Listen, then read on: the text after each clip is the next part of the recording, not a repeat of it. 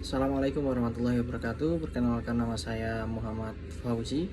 Saya berasal dari PPG Prajabatan Gelombang 2 2024 Universitas Jember. Pada kesempatan yang bahagia ini saya akan menyampaikan tentang beberapa informasi terkait dengan proyek penelitian yang sudah dilakukan pada SDN Kepatihan 5 pada waktu pelaksanaan PPL pada semester 1 di PPG Prajabatan, yaitu mendapatkan hasil di mana pada penerapan SSE secara sosial ekonomi dilihat dari siswa atau peserta didik di SDN Kepatihan 5 memiliki tingkat ekonomi yang beragam namun tidak terlalu mencolok. Rata-rata ekonominya berada di menengah dan menengah ke bawah.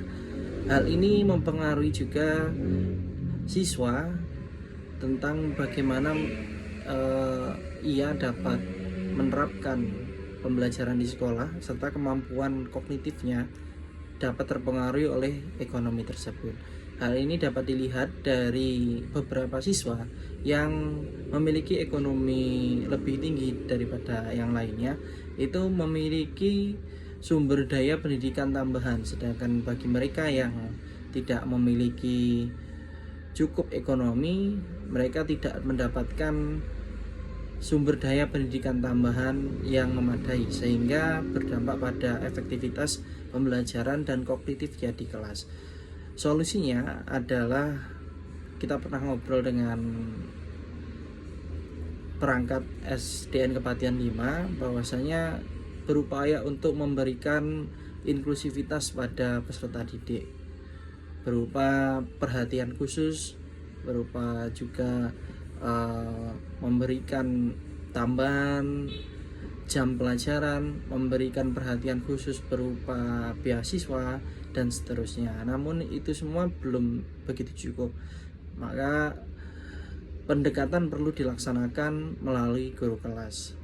Pendekatan ini dapat dilaksanakan melalui perhatian khusus pada peserta didik, seperti dengan menerapkan zone proximal development, memberikan bantuan secara self-holding, dan juga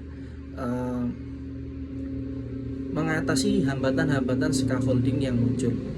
Untuk itu akan dibahas sebagai berikut.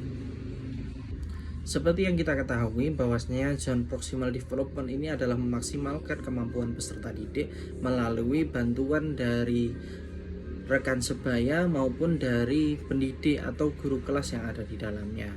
Dari scaffolding ini, dari JPD ini nanti akan diteruskan kepada scaffolding atau pemberian bantuan pada peserta didik agar dia mendapatkan role model, dia mendapatkan bantuan untuk dapat menyelesaikan apa yang menjadi capaian pembelajaran dengan apa yang dia capai. Jadi scaffolding ini bisa melalui rekan sebaya, juga bisa melalui guru kelas. Fungsinya itu adalah untuk meningkatkan rasa ingin tahu peserta didik yang pertama. Yang kedua, itu kita bisa menurunkan level kesulitan peserta didik dengan cara dia mendapatkan bantuan contoh untuk dapat menyelesaikan tugas-tugasnya. Yang ketiga, dapat memonitor arah dan tujuan dari proses pembelajaran yang berlangsung yang dia laksanakan. Yang keempat yaitu untuk mengontrol level kesulitan. Jadi kesulitannya itu dapat disesuaikan dengan kemampuan peserta didik tersebut.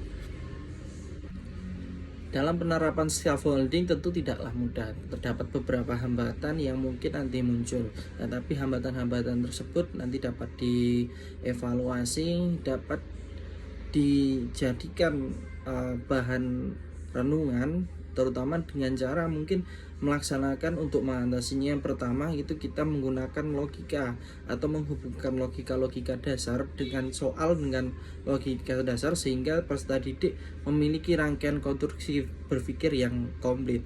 Yang kedua, kita juga bisa menggunakan manajemen kerja atau menata langkah-langkah peserta didik untuk dapat menyelesaikan suatu persoalan atau materi tertentu. Yang ketiga yaitu kita melaksanakan penguatan dan refleksi, di mana penguatan ini bertujuan untuk memberikan pemahaman lebih jauh dan berulang-ulang kepada peserta didik sehingga peserta didik dapat lebih banyak mengingatnya. Juga kita dapat melaksanakan refleksi setiap kita melaksanakan pembelajaran. Maka refleksi itu dijalankan, ketika refleksi dijalankan maka juga akan mengulang daya ingat peserta didik. Semakin banyak mengulang daya ingat yang dilaksanakan, maka harapannya materi itu dapat tersampaikan dengan baik dan menjadi pengetahuan dari peserta didik itu sendiri. Mungkin itu yang dapat saya sampaikan. Terima kasih, kurang lebihnya mohon maaf. Wassalamualaikum warahmatullahi wabarakatuh.